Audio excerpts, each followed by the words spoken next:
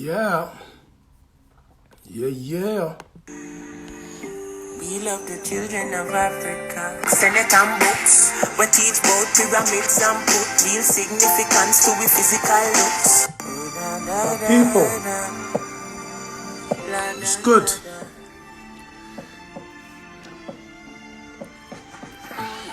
Black eye, black hair, black skin, black queen, stand majestic with the black king. Today I'll sing you a black song. You need to hear about beautiful black things. Cause most time we hear about black, we hear about black magic and black witches. Blacklist, black book, black market, Black Friday, spend off your black riches. I've never seen a doctor in black, nor seen a black pill to cure no black people. But I've seen bush doctors. That's what we got today. Resurrect like a real black beetle. I smile every day. If you really know me, you know I smile every day. God made me smile today the same way He made me smile yesterday. So when the little offspring asking, tell them they never told us that black is beautiful. They never told us black is beautiful. They never told us that black is beautiful. They never told us. They never told us that black is beautiful.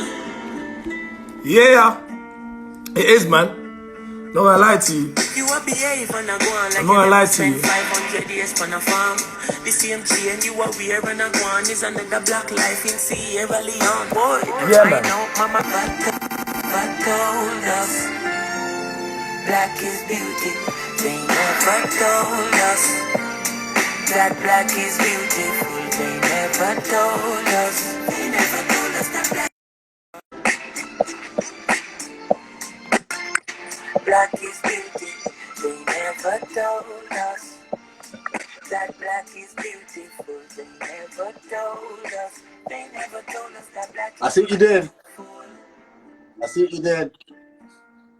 I see. I mean, you the man who... That's it. That's what I wanted. That's what I wanted. That's what I wanted. That's what.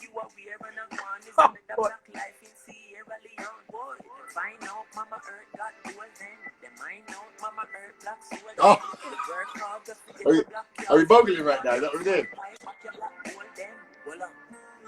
Oh, gotta hear the music. But this is not a racist song. This is a song for the children who was never told about where the... My brother. Yes, Listen, sir. you know, every time I think of this move, yeah, Yeah. it takes me back to you, bro. It does. Takes me back to you. Takes me back to For real, little for real? Loyi. It takes me back to little Loyi Kasian acting as little Richard and doing his moves. It takes me back to those moments, bro.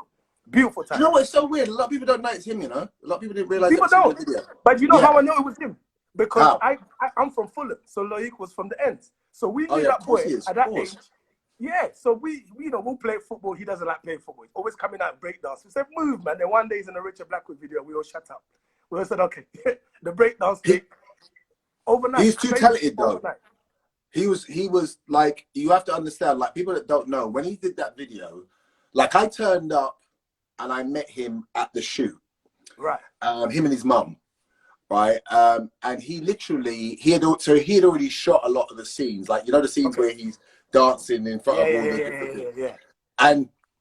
And people were saying to me, Richard, I don't think you realize how good this boy is, right? So I mean, you know me, I love to see new fresh talent, but he was young. Right. He was young. And I remember just talking to him and his mum and just saying, listen, you got to stay on this course. And you know what was nice, you know, is that me and his mum and him always stayed in contact. It's only maybe of late that we haven't really. So he was even going down a little bad boy road at one stage, right? And his mum called me up and said, like, and messaged me and said, listen, can you talk to him? Because he listens to you, kind of thing. So that's how we were, right? Do you know what I mean? But he's a good boy, man. Like, well, I said boy, he's a big man now, but I've known him since he was that. Well, this is it. I remember, look, because he was young. Like, I'm not even sure how old Loic was then when he did the video, but I just remember we used to play. Yeah, we used to play football. Loic would turn up, and he's just in the corner. And I shut up, man. Move. Next minute he's in the video. Everyone's like, yeah, he's made it. Now we want to see him perform more. He can't stop going on about the fact that he's in the video with Richard Blackwood. Every time he's walking, he's popping his collar. But we gave it to him because we all wanted to be in that video. We didn't even know there was auditions, so we were pissed. Like, you find out about the auditions? Nor did I. I just know because I kind of drafted what I wanted the the video to be. Yeah. But I never drafted a young version of me that young. I drafted, it was based off of the film The Wood. You remember The Wood? Right. Okay, of course it was. See, I've never clocked that till now. Yeah. The Wood had come out not long before then. But that's the thing. I only saw The Wood later, much later on. I've seen oh, no. No. It came out at the time. It was more on video and stuff. We didn't really see the cinema, right? But I just remember the scene, obviously, they're in the cafe and they reminisce back to when they were kids.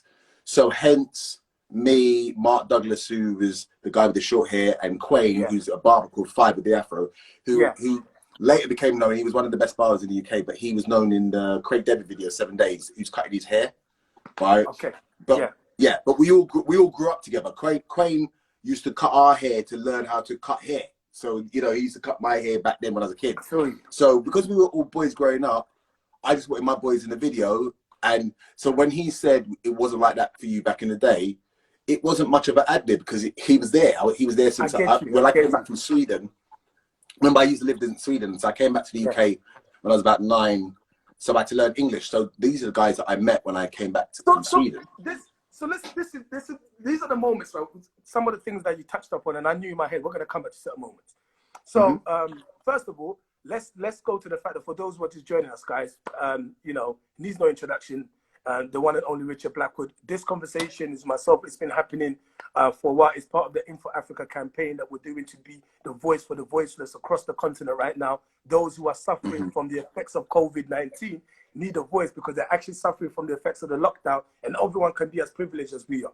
But what I've decided to do to expand that is to have a conversation with all our people, and how God works is that it's timely with what's going on right now. And we've been speaking on being African, what it means to be African, and our particular siblings from the same mother. And you know, we had the first conversation, and this time around we had to expand. Some of the things we touched upon, which you know really enlightened me, was you know Richard knowing so much about his culture, his history as a Jamaican, and you know, and actually the clip, that particular section where you was schooling me on Jamaica, went down so much they ended up back at me because people were posting it, having arguments about whether Richard is right, and people are coming up with facts and references, and the majority of people are like, and then Ghanaians came out to say that is our language, the Akan language, you actually, so beautiful. But let's go back a little bit. You lived in Sweden. What was you doing in Sweden? How long were you there for? And do you speak Swedish fluently? I don't speak Swedish fluently no more. I understand it better than I speak it. My mum, basically, when she was young, my mum was a go-getter. She was very much, my mum's side of the family is like that. They're very hardworking, go-getting, not really whinging about life kind of people. Like life, you know, like life is hard for us all, especially when you're of color. You know, you grow up with the you have to work 10 times as hard kind of analogy. But I was very fortunate to grow up in a household where we were just like, okay, so be it. Anyway, so now let's get on. So we were very, we like, if we encountered racism or if we encountered any kind of stumbling blocks because of our persuasion or whatever, we just kind of just stepped over it and moved out of the way. But we weren't going back going, look what's there, or being vexed by what's there. It's like, cha. That, if you notice, you know me well, that's my thing, cha, which I get from my grandma, right? So it's like, cha, moved out of the way. That was always my ideology. So I guess so my mum, as I said, she went to Sweden, and like my mum used to dance, right? So my mum went out to Sweden, was dancing and stuff and earning her living and blah blah. And then she met her boyfriend at the time out there, and they decided to start a life. And her thing was like, okay, I'm gonna bring my son over. So she brought me over, and I lived out there. I think it was 3-4 years, something like that. Not too long, but enough, right? And then I came back, like when it didn't work out between her and the man, because they had to go, they was going to get married and all that kind of stuff. But it didn't work out. And then she, you know, we was there. I was ultimately living the same situation we was in the UK as a single mother raising her child. But now we're in Sweden. So technically speaking, it's not what she knew, in the sense of, if you're going to do that, I might as well do that back at home, where I have a better understanding, rather than be in this foreign country now having to go through the system. Like, do you know what I mean? So we just came back to England, and then she told me that my dad, because my dad's Jamaican as well. My dad's very, even though he doesn't have dreads, well, he's bald now, but he's very Rasta, right? So I come back and I was like, Prota svenska jag? And he was like, what between you can't even talk? What between you broken? You broke the sun, man. You broke up the sun. You're black. You're He's black speaking about English part of backwards. Svenska.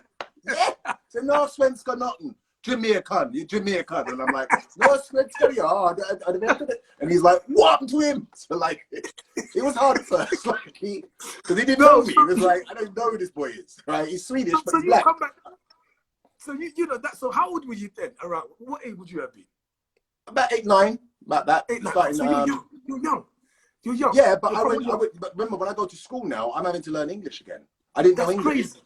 So yeah. Let's put it this way. It's almost like me, because I came to the UK when I was 9. Not a word of English. Yeah, from the Congo. All I knew was fine. Yeah, like fine. I didn't even know how are you, but I knew fine. Everything was fine, bro, until it wasn't. You understand? Because you're trying to tell me, no, it's not. It's not fine. It's not. I just said fine because that's what I've got. Right. If I had more to tell you, my face should tell you this ain't fine. Yeah.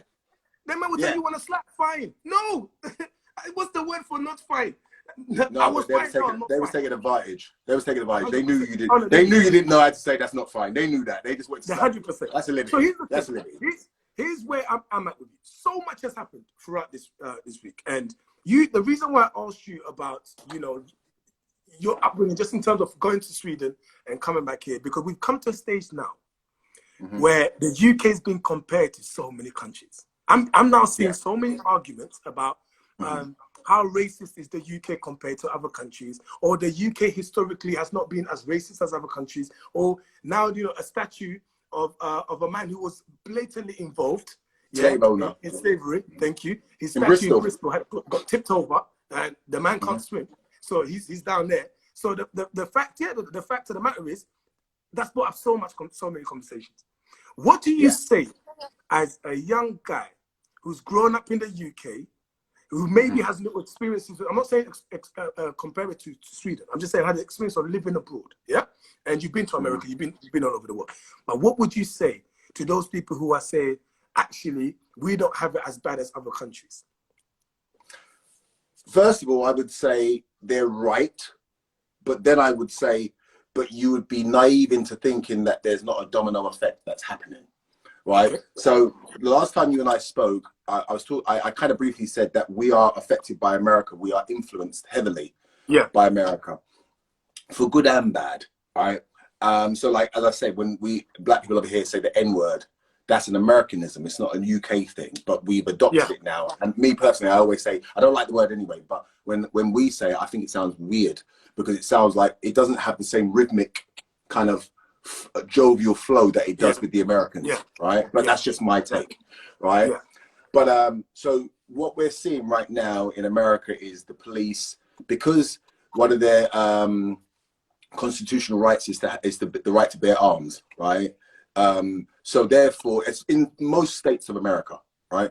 So therefore, you have licensed carrying gun owners, right, that are shooting people, or that are, like the guy came out with a crossbow and all that kind of stuff. Like when their level of violence exceeds ours because they have artillery, right? Do you know what I mean? Also, that's a sounds horrible to say this, but it's a land that's built on violence, right? Do you know what I mean? Because sometimes you don't realize the history. America, people went there and they killed the indigenous Indians there and slaughtered to take over. So that land itself is kind of, in a weird sort of way, like been, for use of an expression, like kind of soiled in a weird sort of way. So, so if you notice, everything in America is quite an extreme, right? Do you know what I mean? Like, it's always, like, when you hear about serial killers and blah, blah, in America, it's always something extreme. It's like it's always, like, compared to us, it's like something, like Jeffrey Dahmer used to eat people, right? We didn't have serial killers that used to eat people over here. Do you understand what I mean? It's always an extreme of something. Now, I'm not disrespecting America. I'm just spitting facts. So when we're seeing, yes, we get roughed up by the police, but they touch wood, they don't really kill us as much as they used to. Because there was a time when they used to beat us up, put us in a cell, and then we died of a heart attack, right? Do you know what I mean? But it's not as rife as it is in America. Because each state of America, the police, it's like they're a law unto themselves because they've been told. They're a state, they're a country on themselves. Basically, it's different countries that have come together. And they're governed. Yeah, exactly. This is a exactly. And let me tell you something. I did a program one time where I had to drive through the west coast of America. It's called the Bull Run, right? So it was basically celebrities get these cars and we race to each destination, yeah? So obviously you drive through the major cities, which is Vegas and all that on the West Coast, but you have to also drive through some small towns like Reno and small little areas. Like, so you stop at some places, and people that have been to America know, you stop at some petrol stations that look like the Hills of Eyes, right? Like it looks like that. Like you see it in the movies and the guys rocking on the wheelchair. What, don't want your car around here, go and get, right? And I experienced that last year, 2019, driving from Florida to Orlando. Experienced it. Went from okay, so on the night, was it 95? Yeah. Yep, my brother. It was. Because I've done that same drive. Our friends were messaging us saying, do not stop at certain places. No, I've done the same drive. I went from Miami to Disney World, so it's the same drive. Right, so right. Yeah, right. So okay, but West Coast. Let me tell you something. I'm talking mountains, and then you stop and you see a petrol station with that same rotted guy rocking with brown spit, just spitting and looking at you, and there's one petrol tank. You see that, right? And you know if they kill you here, nobody, no signal, nothing, right? It's like it's real out there, right, in America. So civilization is in America is like at the extreme. We're seeing extreme things in America, and we're looking as foreigners and going, whew, it's not that bad over here. But then we're starting to see, because generations that grow up, generations that join the police, they've grown up on the Americanisms. They're growing up on being desensitized like we are with Instagram and social media. Like there was a time, remember when sometimes people send you videos and you don't even want to open it because you don't know what you're going to see, right? We are becoming desensitized over here to murder. We all saw George Floyd die on the screen. We've been and some of us didn't even need to watch it because we've seen that before. So people are desensitized, so therefore committing heinous acts are not quote unquote so heinous because we've been desensitized. You've got kids. So, go on.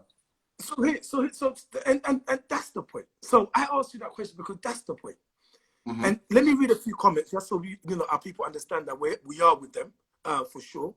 You got a really beautiful smart. That's not what I wanted to read because I'm not going to say Rich. I'm going to change Rich to Ed, and I'm going to say thank you because this is my show. So someone says here, Fifi Curves one. We've been paying compensation to slave owners up until 2050. Fact, here in the UK via our taxes. Absolutely disgusting compensation because slavery was abolished. So the people who owned the slave were compensated, and I've been compensated over the years. Another comment. Someone says that's not the point. If we have it as bad, that's not the point. If we have it as bad, we shouldn't have it at all. That should be the conversation. Why people are choosing to compare countries' oppression or racism for me is just shifting the focus. Okay, so which lands to where you go, right? To an extent where you're like, we've become desensitized. We've almost, when we're seeing in America, we're thinking, well, then it's not as bad because them Americans are extreme. At what point do we understand that as a people, right? Whether you're Jamaican, you're Nigerian, whatever, and especially in America, the man didn't stop you to find out whether you're Jamaican or Nigerian before they treat you, or you're someone that was born in Mississippi. Let's just see black and you're gone, right? Yeah. At what point do we realize then that this really is not about how racist America is or anywhere else? It's just about the fact that what you look like is the issue, and therefore anywhere where people feel oppressed, we have the same reasons. Well, as I say, like the point I was making even with that, which lends to what you just asked, is that sometimes we're in a privileged position because we can preempt what is about to come, because that's the domino effect. Does it make sense? Right? Like you have two types of people in this world. You have the impulsive, do first and think later, and you have the people that sit back and think and then you do, yeah? But, yes, so I will say this, I'm a thinker. I don't react to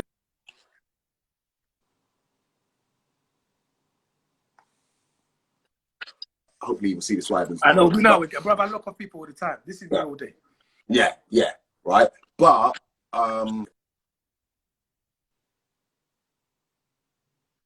anyway, sorry. Somebody's watching like, tell Trevor that I've got to call him back in live, right? So yeah, so anyway, so what, he's gonna call again. Yeah, but so anyway, because I got quite a bad temper, so I'm like, stop, right? So what it is that, so my thing is this, right? We have to look what's going on in America, and whether or not we have our own rationale as to why they're comparing, why they're not, stop and go, that's not the question. The question is, how do we stop it before it gets to that point here? Because it is getting to that point, because we all saw where the man was tasered in front of his little baby. We all saw that. That was over here. That was America. And you saw how calculated the man was when he stepped back and goes, tase him. There was no thought for the little boy. There was no thought. It was tase him. Now, I say this to people. I speak to people about this all the time. He obviously wasn't that serious a criminal, because if he was really wanted, they would have dragged him out of the car, handcuffed him straight away because he was wanted. So we know that whatever people like to say, what's the backstory and all that nonsense, it really gets on my nerves. Everybody thinks that they're Instagram reporters. Well, you need to know the backstory. No, you don't. Stop acting like you're some big time journalist when you probably work in Tesco's or you sell drugs. Stop acting like you're some big investigative journalist, because I haven't seen your name in any papers writing any comments. Right? Do you know what I mean? So let's just behave. Right? The fact of the matter is that use your common sense. If the police are looking for someone, right, because they're on the run or they're wanted, if they find them, they don't stand there and negotiate with the baby there. They don't do that. You are wanted. You're coming with us. You're now owned by the system. So evidently, whatever he did was not that bad for them to taser him. Do you understand what I'm saying? Right? Hey. So therefore, rather than sitting there and going, but what did he do? Think of the mindset of a man that could taser somebody seeing his baby there. Just think of the mindset. Because you might have beef with somebody and see them walking with their kid, and that makes you go, not today, because they're with their child. Do you understand what I'm saying? Or they're with their mum. If you're a person that you can still attack somebody while they're holding their child, you are an animal. You're not bad and savage, a man's on this thing. You're an animal. Because a baby is an innocent, no matter what color, gender, it's an innocent. So if you can see that and go, don't care, move into him, then your friends are not even supposed to spud you on that. You're an animal. There's something wrong with you, right? Do you know what I mean? Because you can see a child. So that's why I say that when you look at, therefore, what's happening, rather than asking the questions of, or trying to throw up these idiot debates with each other, but what if, just deal with the facts. Eventually, it will flow over here, because every day our kids are being desensitized, and now it's normal. Like let's think about it. There was a time where, let's say, I know it's a bit weird, but let's say you talk about porn. There was a time when you had to really go look for porn to watch it, right? Do you know what I mean? You had to go to a porn shop. You had to sneak in, run out. You know what I mean? It's like it weren't so. But in Europe, it was on normal TV in certain parts of Europe. Now porn is on your phone, right? Like kids now, you have to watch what they're watching, because they can literally access porn on their mobile phone. And the likelihood is that some of them have, just to see, right? Because we would have, if we were 15, 16 and we knew there was porn on our phone, you're mad. Of course, especially boys, we're gonna find that quickly. Which means that you are now, not only are you desensitized to porn, but you're learning sex from porn. So you're learning connection with a woman through porn. These are actors that are doing all kinds of heinous stuff for different audiences, but you're learning how to connect with a woman through pornography. We didn't learn sex through pornography. We learned it through the music and connecting and blah, blah. Now they're learning. So their norm is not our norm no more. They're desensitized. Does that sense? So therefore, if you're seeing crimes like that, just think, kids are killing kids over here, and you are old enough, and I'm old enough to remember that there was no such thing. As in, it didn't exist in the UK. Kids were not killing. Like people like say it was always here. It wasn't, right? And it's people that are young that say it, but the older ones are not saying, no, we didn't. There was no such thing. Like the most that would happen is that maybe if he was in the wrong area, you might get rushed. But somebody would say, allow it and break it up before they hurt you too bad. You weren't getting killed. It wasn't happening, right? So therefore, but now kids killing kids is a norm. Like my son, and kids are growing up in a time now where my son could probably tell you he knows people that have been killed, and he's only 19. Whereas when I was 19, I couldn't tell you that, right? Do you know what I mean? Right? I couldn't tell you that I had a situation where I got stabbed when I was 16, but the guy wasn't going to stab me. He just wanted to scare me. But my son got robbed at 11. Rare. That's a big situation. Now it's not. But the point is, my son at 11 got robbed at knife point, and the guy was going to stab him at 11 years old. So there's a shift that's happened. We've become more like the Americans, where we're desensitized to even murder. So with that happening, like think about our music. Our music we talk about trap. Trap is an American word, right? We didn't use the word trap for the drug house, but it's an American word, and now we've adopted it. And English people say trap. It's not our word, really, right? But we are being desensitized. So now you got trap and drill music spitting crud, but hip hop in the UK wasn't spitting crud, really. It was innuendo, but it wasn't really in your face crud. Like, this is what like, they weren't going, I sell drugs like they do now, right? Where they're just telling everybody what they do, right? Do you know what I mean? But that's an American, once again, it's an American thing, right? Do you know what I mean? So if all of that is a domino effect, why do you not think that the things that we're watching in America with the police is not also going to be a domino effect? Like, I've always... So here's the thing, right? And man, because we've got to a stage now where I saw a video yesterday, right? I saw a video of let me make sure we haven't lost my brother. Let me make sure we haven't lost Rich. Rich, you there? I'm not sure if I'm the one that's frozen. Yeah, I'm here. Sorry. Okay, I thought I froze. So here's the thing, right, bro. I saw a clip of a lady, and I believe she was in Nigeria. You know, this is Auntie, right? Auntie's talking to the TV station, and she's come outside. She got people in the background. She's made a speech, and this speech was along the lines of, "We are watching from Africa. We are watching what's going on in America. We're watching what's going on in the UK. We're watching, and we're not having it normal, because now it's a situation of understanding. Actually, even though we're in Africa and we have our situation with our government and stuff, we've come to realize that abroad, where people are living with people who are not black and being oppressed on that level, it could be us, because our kids are going over there and they're experiencing things that they shouldn't be experiencing. But then there are our kids who also have people who look exactly like them, whether they're in America, whether they're in the Caribbean, wherever they are experiencing the same thing. We need you guys to understand that now we're not looking at as in this guy's from Jamaica, this guy's from the Caribbean, this guy's from America. We're looking at as this person looks exactly like me. That could be my son, that could be my sibling, that could be whatever. And we're going to stand in solidarity, and we need to start coming together to have these conversations. And then what I put to you now, based on where we left our last conversation, and you revealed to us a lot of the things you know about your background. Where do we go from now? Like, moving forward? Because all the things we're talking about, people aren't going to stop, just like wake up tomorrow and go, you know what, as police, we're sorry, here's a flower, we're never going to do it again. Legislations aren't just going to change overnight. Where do we now come together as a people? Where do we get the power? How do we move forward? What are the steps, Rich? From my opinion, and also from what I've seen, like, sometimes things are just common sense, but my mom always said that common sense ain't common, right? So, like, the first thing is that, like people have been saying, is that you need to build yourself to an economic place of power. Because, you know, the bully never feels sorry for you in school and then comes up to you one day and says, I'm not going to beat you up no more, right? The bully normally has to get a thump in the mouth for him to go, I can still beat you up, but I respect the fact that every time I fight, you're going to get a thump in the mouth, so maybe I'll allow you, innit? Right? So what the bully respects strength. That's basically what the bully does, right? You know, a woman that's in a domestic abusive relationship, the man doesn't stop one day and just go, I'm just going to stop hitting you. And if he does, that's very rare. 9 times out of 10, it's the strength that she takes to leave that makes him stand up and go, okay. But whilst in it, he's not going to, because I always say this, people seldom relinquish power. I'll say it again. People seldom relinquish power, right?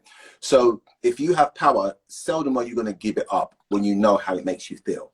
It gives you a sense of euphoria that's second to none. So you're not going to just give it away. It's not, people don't do that. Right? So therefore, black people as a whole, or people of color, be it mixed race or whatever, the white ignorant people are not going to just relinquish the power and go, okay, you know, that's it, we see you as equals. Because it's relinquishing power, because there's a lot of power that comes with them keeping you at a certain level that they then have. So to relinquish that means, like, you got to remember, when the slaves were freed, like the person said, right, like Lincoln may have may release the slaves, but only because the slave owners said, we need to be paid out what we're going to lose by making them free. So you've got to make sure we get paid a certain amount, otherwise it nags us up. So we hear about the war between North and South, the Civil War, But what we don't realize is behind the scenes, a lot of money had to be exchanged for them to go, okay, I'm going to sign this with you, but make sure that check goes into my account, right? Do you know what I mean? Because by releasing the slaves, this is free labor, i.e. the power I have. You want me to relinquish the power that I have for what? Because I'm a humanitarian. I'm not that humane, right? You better put something in my account. So obviously Abraham Lincoln and all the heads that had to come together, divide certain monies and go, okay, this is how we're going to make sure that you guys are subsidized. So when black people say, well, where's our reparations? It was never there, right? Yes, we were supposed to have it, but it was never there for us. It was the owners that were going, because it's like essentially we work in a company and we're going to the owners, so where's our money? And the owners are like, we weren't talking about you. The reason why we decided to pay you a bit more is because we worked out how we're going to make more for what we're getting to you. It's not about you, but you know, we'll see what we can do, which is the reason why there's never been no form of reparations really, because it was never about us. It was about the owners. So I say all of that to say that, so what we need to do, people talk about the black pound and spending money on our own and blah, blah, but it's essentially the truth. It's like, and it's quite sad because I know, or I have a feeling that it could possibly be that we're saying that, and then eventually it just calms down and we stop.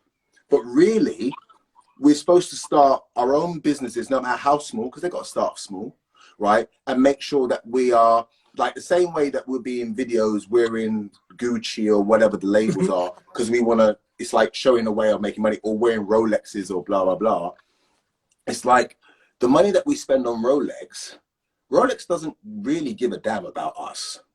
Right? Do you know what I mean? Like, you think about it, Rolex is a multi-billion-pound company that's going to always survive. Doesn't really need our... Just one second, Richard, before you continue about Rolex.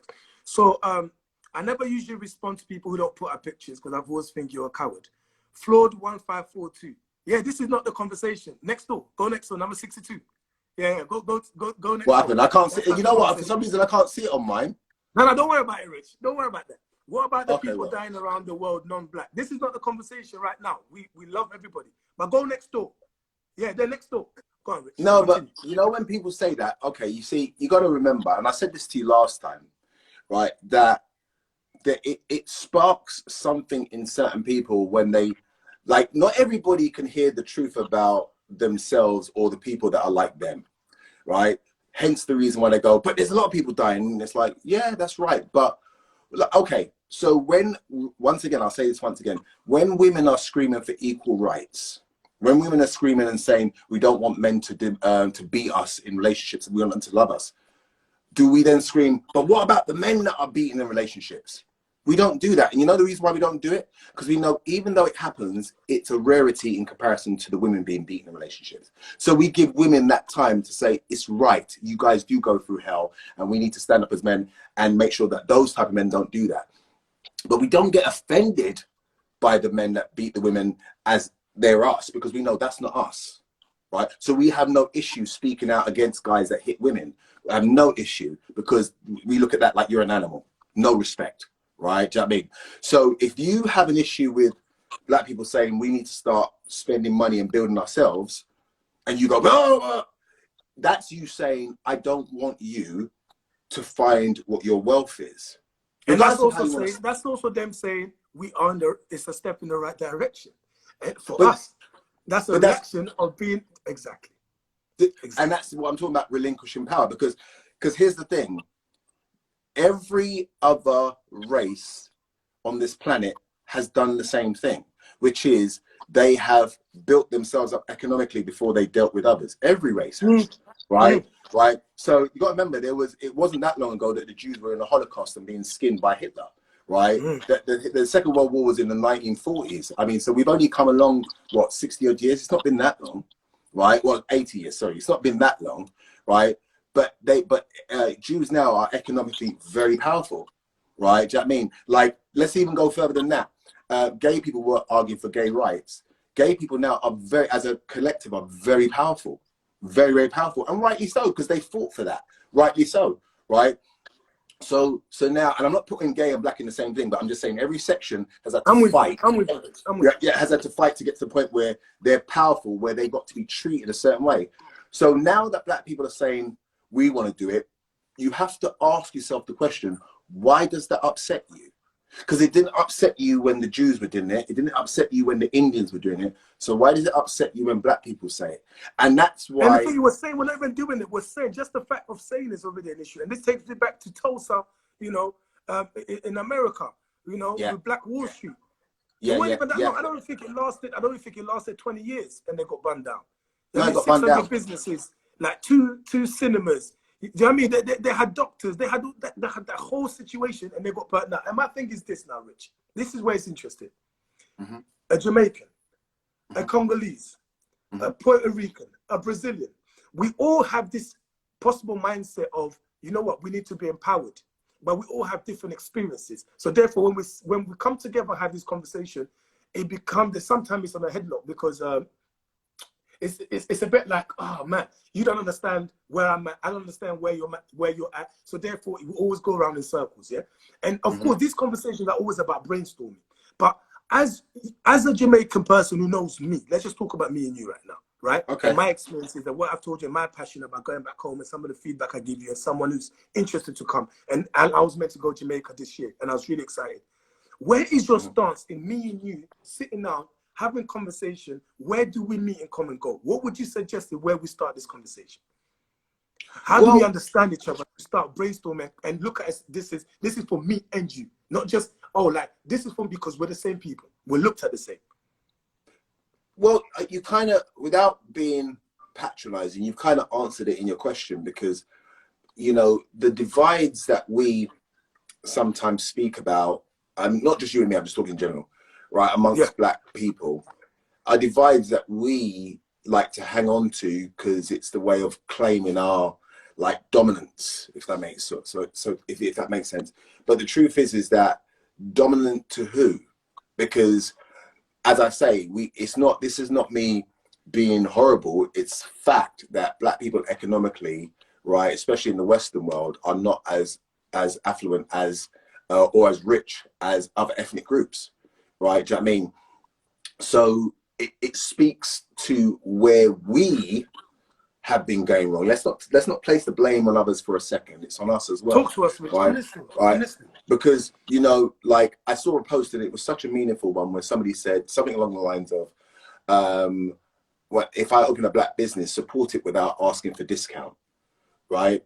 Now, that is a very true thing because we know that if we go into a black business, it could be a shop or whatever, like they're selling clothes and they've got some bad boy clothes in there. Right, straight away, so what are you saying? Like, and it's like, that's not, you don't go into, as I said, Gucci or those big stores and see a belt for £400 and say to the guy, so what are you saying to me?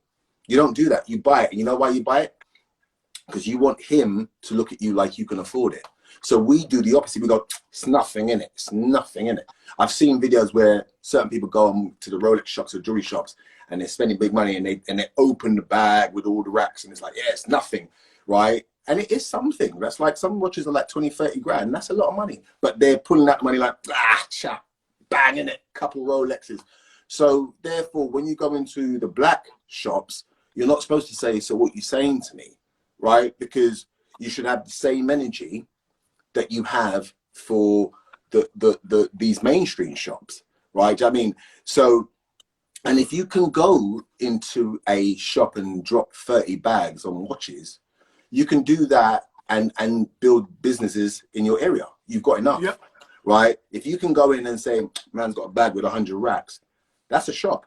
You got a shop in your bag, right? Do you know what I mean? So black businesses can be built in areas and then have black people in the area support the business and blah, blah, and get jobs and blah, blah, and bring economic wealth to the community.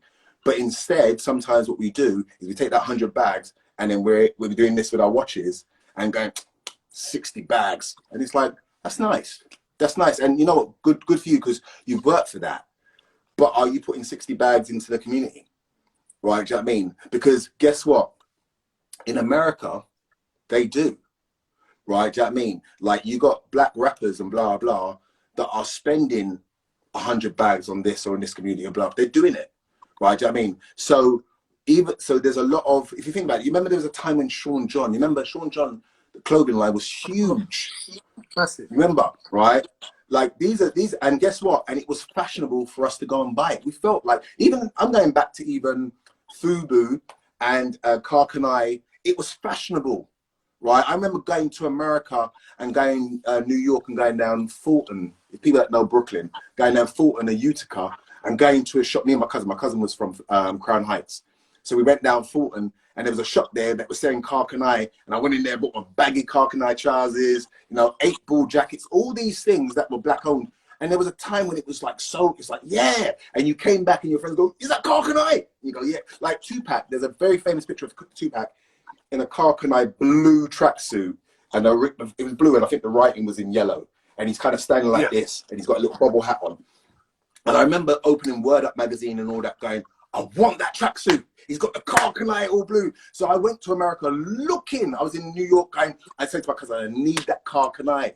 There was a time where you were so proud to go and buy a black owned thing and be able to bust it. The amount of Sean John I came back with, I used to go to LA, and I go into the Beverly Center, and they got the Macy's and all that in there. And he had a whole huge section, and you go in there and I buy, and I bring. And that was power. That's power that we put. Oh my put God! That behind it.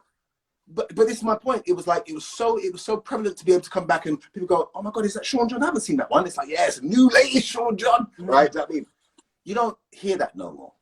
You don't hear black people celebrating black owned things anymore in the way that they used to. And that's very basic, at the very basic of it. Literally at the very basic of it, like you're saying, like we just don't hear it. And is it too late? Right? No. Hang with me on this one. Yeah. No, not too late forever. If you're talking about the, let's say for the rappers, for example, they reach a certain age, they make this money. Sorry, can I ask you real quick? Sorry. If I press the refresh button, will it show the comments because it's not moving on my screen? I'm not sure. I'm not actually sure that works. I'm not sure why it's not showing on your screen. It's like I'm not sure what the refresh button is gonna do. I don't want to lose you.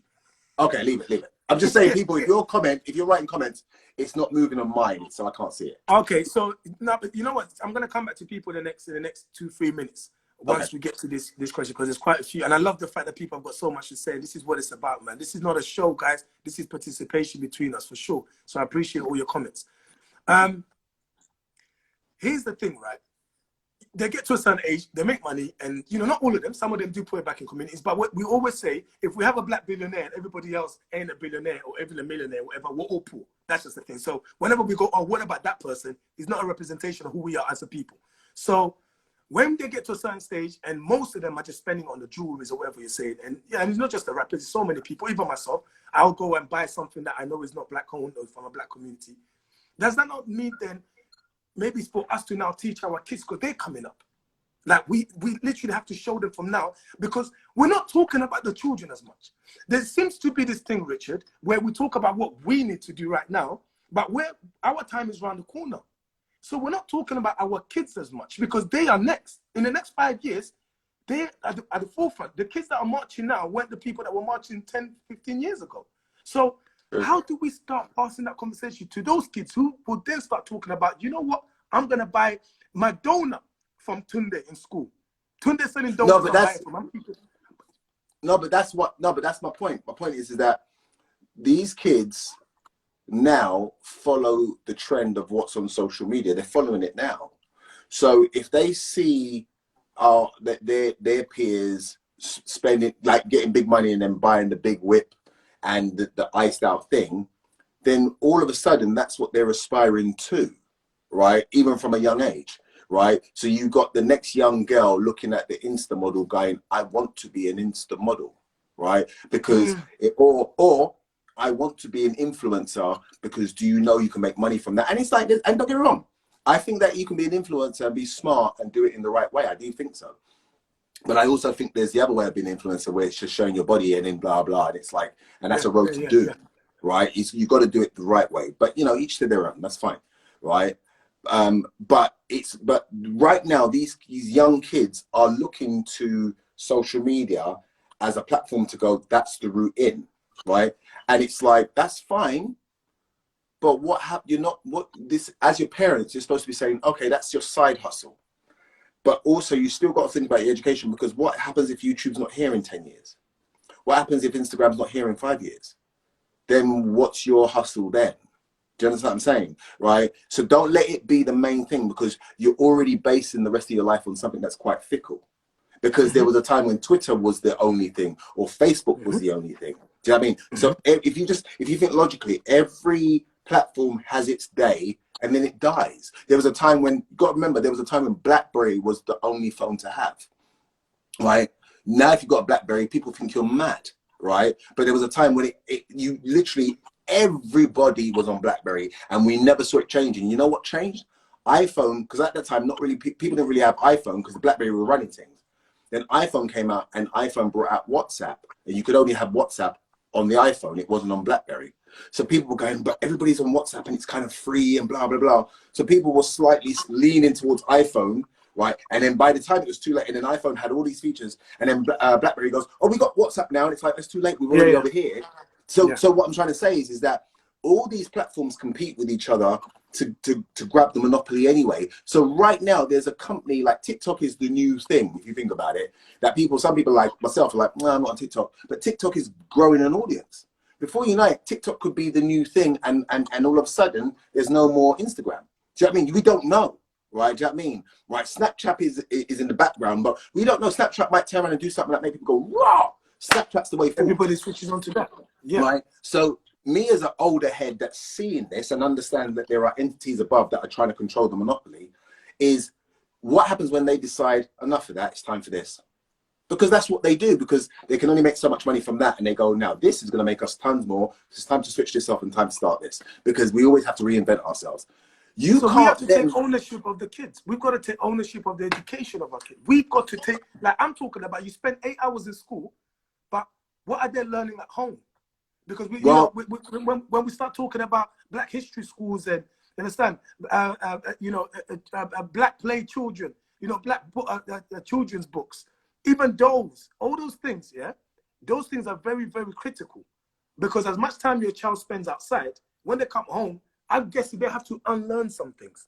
And that's the thing we forget. By the time you try to make them unlearn some things, it may be too late. Well, the key thing, though, Eddie, is that what the kids have to learn is about their wealth. Remember, right? I said this to you in the last live that we did, that if you're in school and you're being taught white history, and nothing on Black or Indian or any history, but let's talk about Black, because it's Black Lives Matter right now. So let's say nothing on Black history, even the contribution to the UK and the Western world, right, that they fought in the war and stuff like that. If it's not being taught at the same level, then these people up here look down at you and go, and you naturally look up, because you're being fed that you guys are great and we are not. That's what you're being fed. Remember, okay, you know this as an African man, you know that even Black people that lived over here that had never been to Africa thought that Africa was a poor continent. You know that, right? And the reason why you know that is because when you came here, you saw it was perpetuated in adverts. So and I can say this, in the 80s, when we saw adverts for Feed the World, like, you know what? I was in Panto, right, last year. And, they play songs while people are walking into the audience to sit down. They have their playlist. And one of them was Feed the World, right? And obviously Feed the World was a huge track. But now I'm older, so I'm listening to the lyrics, right? And the man says, do they know it's Christmas time? Christmas time. Now, here's the thing. I used to sing that as a kid, right? Because I didn't know any better. Do they know? Now I say it and I went, wait, are you trying to tell me these people are so poor in Africa, they don't even know what season it is? Right? And you should see that when we celebrate Christmas in Africa. Well, hey, we asked, do you not know it's Christmas time? That's what we're asking. No, but the point that I get your point. I know where the point is that it's not how you then really are. It's just the fact that we believe that Africa as a continent was poor. Right? That was the point. It worked. Then we would see, and starving to the point where we would go, look at the kids, they're starving in Ethiopia. Oh my God, they're starving. Then you get Africans come over and go, have you ever been to Lagos? Have you ever been, do you know how rich? And we're going, no. What are you talking? Of course it's not. Have you not seen it? So hence, and here's the thing. That's where the divide became between the Caribbeans and Africans, because Caribbeans looked at Africans like, you're poor. You came here, you're poor, that's why you're here. And Africans were going, we're far from poor. right? But Africans were fighting the naivety of the Caribbeans that didn't know, because we were over here longer and we saw the adverts. We saw everything. And then to the point where we forgot that Africa is not a country, it's a continent. Do you know what I mean? So that's how naive we became, because as a continent, it's one of the biggest continents in the world, and we've been told it's the poorest. And it's like, it's the richest continent in the world. But we now know that because we've started to educate ourselves. So therefore, that's why I'm saying, even we as Caribbeans were looking at African people like this on the premise of what we was taught. You know what I mean? So to go back to your question, what we need to do is teach the young kids their wealth, and it doesn't need to be financially, because if you feel that you're great, like, remember, there's a time where rappers, or even in America, used to say, "What's up, King? What's up, Lord?" Right? Do you know what I mean? That was the time, because we were kings. Right? Do you know what I mean? Right? You know, the Fugees, when Lauryn Hill came out, she was speaking to her ladies. Queen Latifah was saying queens and ladies first, right? Blah, blah. But the music allowed, or should I say, it took the term where it was like women were now looked upon as, you know, you're a bitch and you just twerk and I pour champagne on you and blah, blah. And somewhere along the line, women accepted that role. Then the men accepted the role that women are worth nothing. Women are just bitches and hoes and blah, blah, blah. So then men started to look at women like, I don't need to respect you, especially your own sisters, right? So there was a breakdown. But before that, it was ladies first. You would go up to a girl, you would chat, you know, we do jokes in stand-up where we chat to a girl for a long time, buy her friends all drinks, stand there, chat to her. And at the end of the night, she might not give you her number. You weren't vexed, you weren't going, "You're a bitch," and walking off. You was going, "I hear that," because maybe you just didn't do it for her, where she's like, "No, it was nice talking to you though, but you know," and that was fine. Now, we do it in stand-up. A girl turns you down, and it's like you want to kick her down. And you go, "Wait, what's happened where now you wanna bust this girl's head open for the fact that she said you're not my type?" Like, girls now have to work out how they're gonna say to a guy, "I'm not interested," because it could be a life or death experience. Right? Do you know what I mean? It's like, you know, the guy's talking, say, "What are you saying?" And you gotta go, "Yeah," and you're thinking of how to say it, because you know one little trigger and he might just thump you in your mouth. And you go, "But there was a time when it wasn't like that." So this is what I'm saying about education, principles. But education from the home. It's knowing what books to read to understand your wealth, so that a man looks at himself with wealth, but also looks at a woman with wealth. So he goes, "I can't put my hands on you because you're the future mother of my kids, and I want my kids, my daughters, to emulate their mother, or surpass. I don't want like, there are men that are with women that got kids with women that are vexed because maybe they're women that got OnlyFans or they do certain madness, and it's like, but you knew she had that before, so why won't you try?" You know what I mean? Like you can't be vexed now. But I understand, because now he's thinking his daughter. I was like, my God, my daughter might go down the same road. Or the opposite, girl's going up with a guy that's shot in and he's doing his thing. Then she has a child with him, and it's like, then she sits there and goes, "What are you going to teach my son?" Because Richard, and this is why it's beautiful. Siblings from the same mother. This doesn't require, because of the principles that we have. These are the things we have in common as Africans around the world. The principles, the respect of family. Yeah, just understanding the hierarchy of my elder, my younger, and just certain things. We all have it. Whether you're in Jamaica or whether you're in Gabon, we have it, right? The fact that you're talking the way you're not talking to me as a Congolese. You're talking to me because this is who you are. But I get it, and I think this is where we're supposed to be. At this point, you understand that it's not a Caribbean, African thing. It's not a Brazil. It is a fact that we are Africans and we have it. We already have it. We just need to now start talking it, because everything you said resonates, because this is exactly what my father would say. This is exactly what my brethren Chin in Nigeria would say. Do you understand what I'm saying? This is exactly what my sister Angela Ma would say. But do you know why? Because you have to remember what part of the world you are now living in, right? You are living in the UK.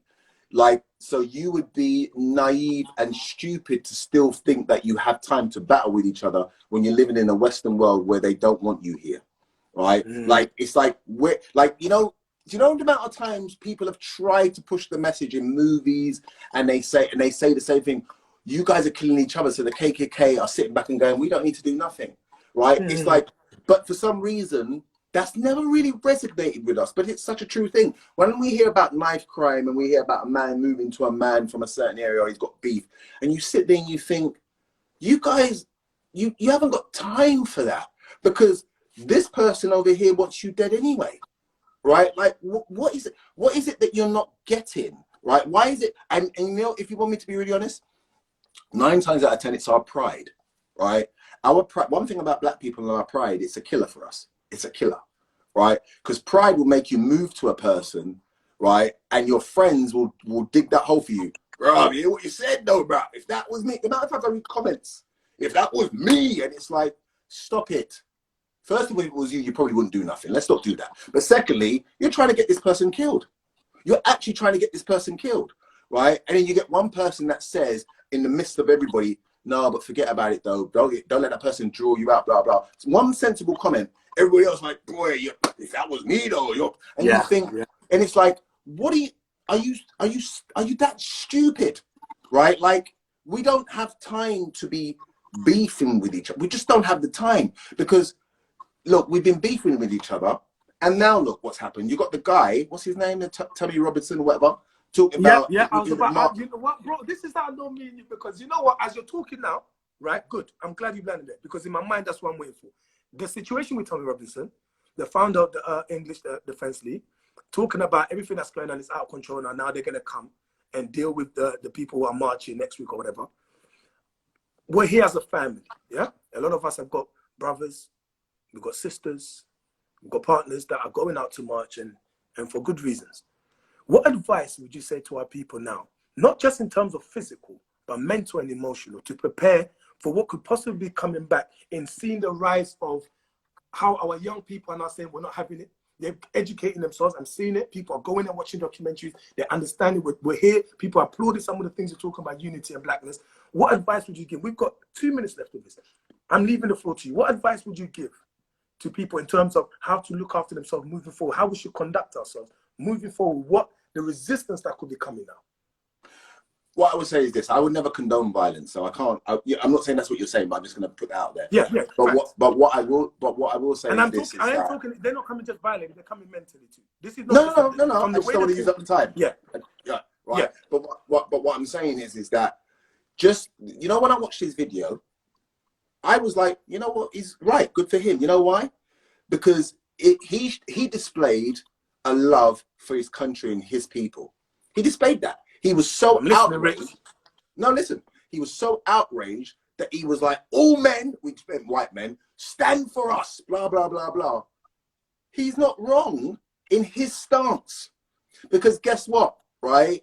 Even though it's wrong for us in terms of what he's saying, because it's preaching the racism, but he's not wrong, because what he's showing is, I love my people, my history that much, that I'm going down there, right? Now, here's the thing, right?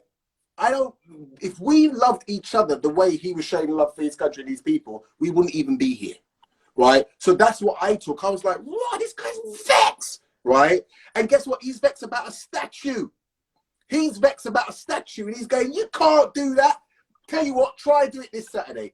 Is he wrong for defending his statues? No, he's not wrong. He's not wrong. But here's the thing. Where is our passion, right, in the same way? The man showing passion for the country and the people he believes in, we are supposed to feel the same. We're supposed to be enraged. He was turning red. You saw how vexed he was. He literally, if he could climb through the throne and grab every black person, he would have. That's how vexed he was. But guess what? I haven't seen one video from a black person going, what? But guess what? If it was beef with another man be on the phone, you're talking to what? We'd be saying that. And that's what we need to start looking at. Rich, we've got 1:14, and I just want to say, my brother, you know what you're doing it. You turn part 2 into part 3. It's your fault. People them are calling them. But now this is Rich. Look, we've always looked for a way to make this happen. I never knew that it was going to happen like this. And I'm more than happy for this to continue happening, because there's a few people that I've highlighted in my life that I always come back to, and you're one of them. So thank you, sir. Instagram's going to cut off any time now. I thank you once again for moving the conversation forward. I do my one with my sister, sibling talk, on Wednesdays at yes. So make sure it's 7 o'clock. So you come join that one. 7 o'clock siblings talk. Love the first one. I saw it. Love the way you move your sibling, man. I'm calling my sibling. She's a lawyer though. She might make me look stupid. So this is the thing. But thank you, Rich. We'll make it happen, guys. We're back tomorrow with another special one. Tomorrow we're going to Tunisia. We're going to talk to some North Africans, because that's a serious conversation. Richard, say I'm going to join it just to learn. That's it. Say bye, Rich. Goodbye, sir. God bless people. Thank you so much. You never hear it in them favorite songs. Everybody calm and say slavery's done. What I got one when the babies come. And I'm going to have a theme song as well. So I like you doing. I'm going to have a theme song. Got to go. Bye, people. Love. Keep it moving. God bless. See you tomorrow at 6 p.m. Easy. Respect.